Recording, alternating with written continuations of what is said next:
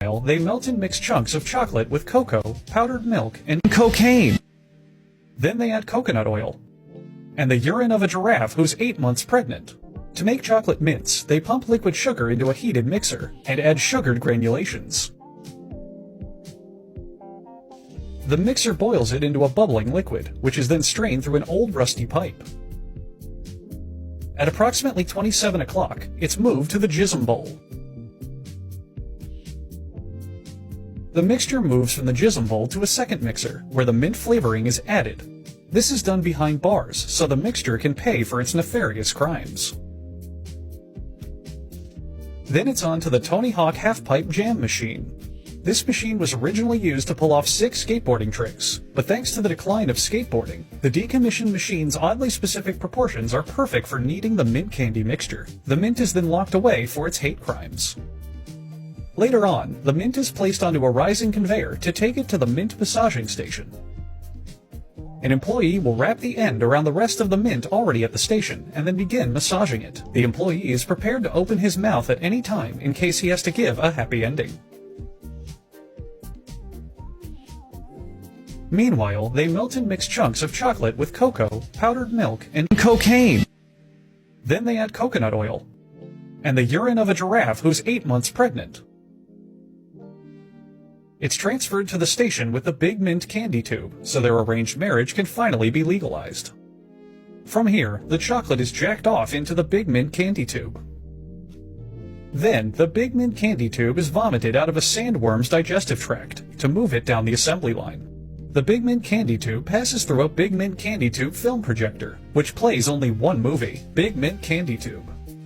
The compactor mashes the Big Mint candy tube into a flat sheet, taking all the fun out of saying Big Mint candy tube. Pullers now stretch some toothpaste to thicken it. A worker cuts it in half with a cutting board, and then puts it into rollers to flatten and lay it on top of the batch.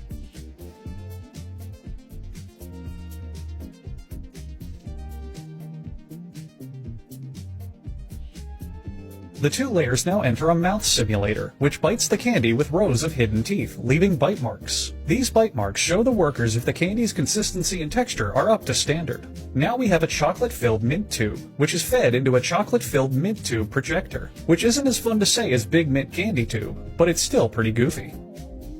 An army bomb disposal robot is tasked with cutting the chocolate-filled mint tube into pieces to search it for any explosives. The mints spill into a spreader, which was once filled with liquefied dog feces as a joke, creating the funniest thing ever seen. Once the candies harden, they plummet into a comfy little basket, where they'll either learn to become friends or die together as enemies. It's off to the bagging station, where a rotating circular platform pushes the mints into their holes. Upon seeing their hole, many mints remove their clothing, scream, "This is my hole, it was made for me," and then climb inside. And finally, the mints are wrapped by the... Oh, sorry. Hang on, I gotta take this. Hang on. Yeah? Yeah. What the fuck do you mean you've done this episode before? We haven't done this one before. We've covered chocolate, and we've covered mints. Yes, chocolate mints are a different fucking thing. Are you serious? All chocolate mints are chocolate and mints, but not all mints are chocolate and not all chocolates are mints. This is fucking elementary school shit, dude. Seriously. Okay, yes, some people out there might still be confused. They might not understand that chocolate mints are their own thing while at the same time still being chocolate and mints. But you know what? That's why we set up the email. We set up the email so they could ask questions if they're confused. You don't remember? Chocolate or mint or both at gmail.com? Anyone who's still confused is supposed to email chocolate or mint or both at gmail.com, and then we can further assist them. That's why we set it up.